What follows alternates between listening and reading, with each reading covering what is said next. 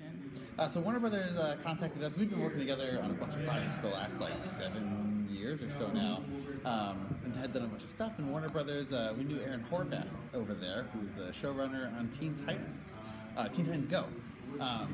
So he hit us up and brought us in, and we loved the Lego Movie Unikitty anyway. So we said, sure, we'd love to do the project. We've been there for about 2 years now and working away. And so they brought us in to help develop Unikitty, the show, and kind of expand upon that world. And so we kind of, ever since then, just took off from there. So it's a pretty small role in the movie. That means you had a pretty, carte blanche in order to figure out what the show was going to be and really who this character is. Where did you start? Well, I mean, the Lego Movie had a really great base to start from already, the Lego Movie version of Unikitty. So we really had a great bouncing board off of that, and then we just kind of expanded from there. And yeah. She's got her whole own new kingdom that she's the princess of. There's a whole new cast of characters, so the whole thing's brand new, which has been great. But we've just kind of been adding on to Unikitty as the fundamental force of the show and all the themes that go with her. Yeah, she's just so much fun. So tell us a little bit about the mythology of the show and where we're gonna see it go, about this kingdom that you've built. It's all over the place. Yeah, what we really wanted to do, the one thing in the Lego Movie that we really took away from and we wanted to expand upon in Unikitty is, in the Lego Movie she said no rules. There's no rules anywhere in Cloud Cuckoo Land, so we really wanted to kind of expand upon that. So we, in the show, have set it up so we can kind of go anywhere. A lot of times we stay in the Unikitty Kingdom, but that doesn't mean that we can't go into outer space or underwater or anything like that. So it's a ton of new lands, there's tons of new characters. The characters themselves can do almost anything. We kind of burn down the kingdom once in a while, and it's fine. They come back and it's all reset. But what we really want to do is capture how, as a kid, your imagination, you imagine anything, anywhere. Your favorite characters can go anywhere. So that's kind of what we're pushing towards. So, Unikitty obviously is a mythological creature. Are you sort of able to develop the rules of exactly what she is and what magical powers, and can she breathe underwater, for example, up in space, all this stuff? Yeah. Yeah, it's sort of all over the place, yeah. She can definitely fly like the movie. Yeah. She's incredibly strong and powerful when she gets angry. Okay. She's got a lot of emotions. But yeah, I think further as the show develops, we'll find more and more, unlock more things of Unikitty as we go. Awesome. What are you most excited for people to see in the show? For me personally, I'm most excited for people to see our development of the characters, of her cast of characters aside from Unikitty. I'm really excited for kids to see that. Because they're all original, right? You didn't use anybody who was in Lego Movie. Yes. All brand new. All brand new. Yeah. It's We're awesome. stoked for people to see it too, because I think there's enough stuff for everybody. There's stuff for boys and girls and the whole gang. So I think there's something there that everyone can enjoy. So we're really excited for people to see it. One of the things about Lego Movie that was so cool was how much adults enjoyed it, but it was really suitable for kids as well. It didn't have that sort of mean humor that kids can't necessarily get. How did you approach finding that balance of something that adults will totally enjoy as well as can watch with their kids? Well, I guess kind of the same way as the characters, we want to keep it very eclectic. So there's a good balance of both things. We work with two writers who used to work on Troll Hunters, Chad Kwan and Aaron Waltke. They've been great, so we've all been trying to keep a good balance between sugary sweet, but also action and adventure and stuff. So it's a good blend of both for everybody.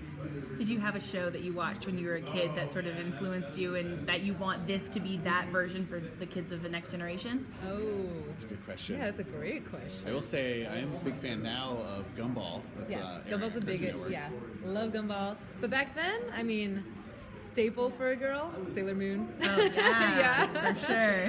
Huge fan of Sailor Moon, but also a huge fan of the '90s Batman cartoon. So good. Yeah. So yeah. My name is Eric Bauza, and I'm the voice of Master Frown, the main foil for Unikitty on the show. Okay, so tell us a little bit about that character. Well, his name says it all. If you're a master of frowning, then you are a master of everything bad and everything, well, I say bad, maybe to him it's the most evil thing on earth. Right. But to us it could be finishing that person's milk or, just something very normal and mundane he thinks is the worst thing. And it makes him happy to know that there's a chance that he could put a damper on Unikitty's parade. Okay, so he's a villain. He's actually Yes. trying to. He's He's- not just a grumpy guy. No, he is trying very hard to spoil her, the way she sees life and her friends, but Unbelievable. unbelievable. Unforgivable, Yes. really. And he wears a cape. Wow. I don't know if I mentioned that part. Okay, well, it's important to wear a cape. Yeah. Yeah. And if you're at Comic-Con, if you're not wearing a cape, then what are you even doing here? I saw a dog in a cape Oh, you yesterday. did? It was great. Best cosplayer I've seen. So, It's my favorite drink, by the way, dog in a cape. Get a dog in a cape, sir? yeah, excellent, excellent. So, what are some of the conflicts that your character creates with Unikitty, and how are we going to see those play out in the series? Well, today there was a screening at the panel, and one of the things was he was trying to take Puppycorn, who is Unikitty's younger brother, trying to take his wish away, his birthday wish. And you can't really tamper with someone's birthday wish. So, Any other day, sure. I mean, that sets off an entire 8-season episode arc, like a war. Hopefully, we're hoping for 8 seasons, but no. It's stuff like that that means the world to one person. But again, Unikitty steps in and with her positivity, kind of just switches it around on him, and ends up saving the day. Do you think you'll ever get to win a battle? Or are you going to be foiled at every turn? Well, for me, as an actor, you always want to know what's ahead, but at the same time, you kind of just like go with the flow. And for the viewers, I think it's worth tuning in. You might just have to keep watching and see what happens. Is it fun to play the villain? It is. This is not the first villain that I've played before. Oh, really? Are you a very villainous person, so you get cast that way a lot? Yes, and I'm from Canada, so that's the weirdest thing. too. You are? Which part of Canada? Toronto. Me too. Hey! I'm from Toronto. That's awesome. Where in Toronto? Oh, I live uptown, but I work downtown, so the Okay. whole thing. I'm like right in Scarborough.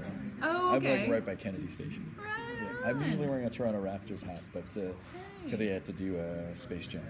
But Well, yeah, sometimes you have to do Space Jam. It's so important. kids, if you're Canadian at home, you want to be a bad guy, come to America. This is the only place you can do it. Yeah. Oh, is that true? At least in animation. Fair. But yeah, I've done Tiger Claw and Teenage Mutant Ninja Turtles. For Warner Brothers, I voiced Marvin the Martian. So these are all kind of, that's right, Earth creature. These are all semi-bad guys that, they're just trying their hardest to be bad. Right. Yeah. How did you get into voiceover work? I actually worked with Lynn and Ed and Andrea at 6 Point Harness Animation Studios. This was like 2005, 2006, and I used to do character layout. So I used to draw. And then, when you're working in a studio, there are people all over the place that are making their own shows.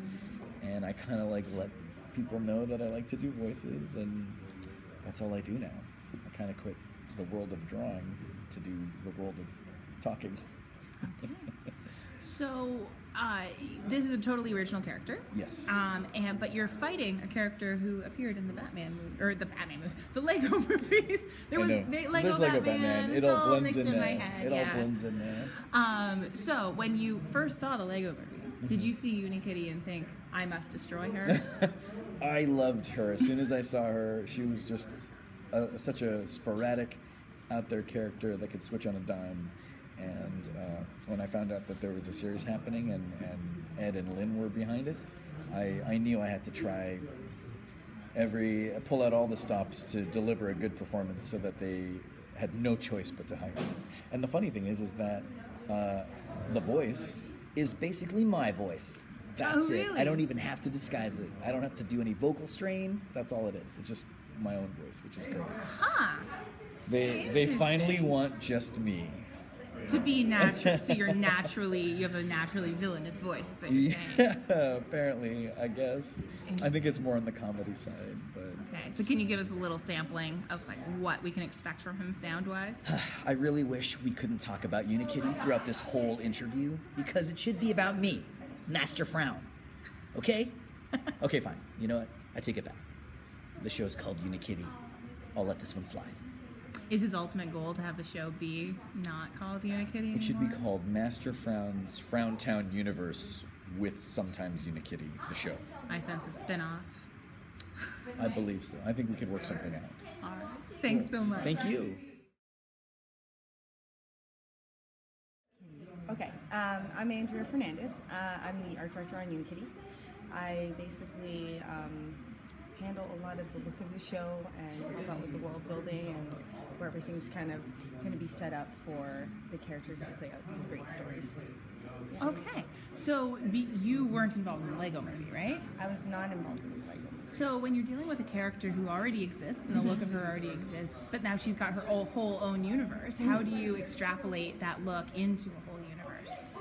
We actually had to stay away from the Lego movie because of fear of crossover. Right. And you know, when you're making a show, it's so fast-paced compared to a movie, so we're making decisions really, really quickly.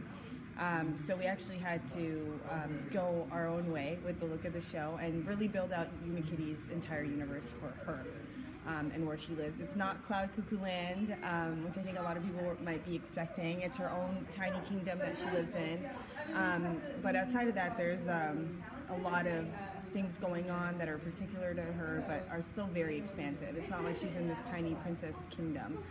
She gets out, it's fun, and it's really exciting. And then from the Lego movie, we just tried to bring in the fun, the spirit of it, the spirit of Cloud Cuckoo Land that's in there. You know, it's really fun, it's crazy, it's colorful, it's exciting, it's kind of chaotic too, and the kingdom has a lot of that in it as well. So we tried to bring some of the spirit from the movie into the look of the show without going there specifically. Yeah. So art direction is one of those categories at the Oscars that your parents always go, wait, what is that? I don't know what that is. Yeah. So can you explain to our listeners, watchers, what exactly it is an art director does? Of course, yeah. Especially for animated series, it can vary. But basically, we have a team of designers who make this entire thing come to life, you know. Everything is designed, everything is chosen specifically, the colors of the outfits, the backgrounds, everything is basically handmade. And so it's my job to kind of make sure that everything is aligned, everything looks good together, that the art is amplifying the story, it's hitting the right beats, that the colors are, you know, really going along with the actual board. So it's a lot of coordinating. It's a lot of coordinating of a big group of people who are very creative and very excited about making something and getting them all to kind of march to this one vision. What are you most excited for people to see in the show? I'm really excited for people to see what we've done with like the world and Unikitty's entire, you know, cast of friends. I think it's really exciting. I think people really like that it's very gender inclusive. You know, it's not the pink castle and pretty princess only. It's also got this kind of subversive side to it, and the other characters bring in like the action and the excitement, and I think people are gonna find that it's a really exciting show for anybody to watch. So I'm excited about that. Yeah.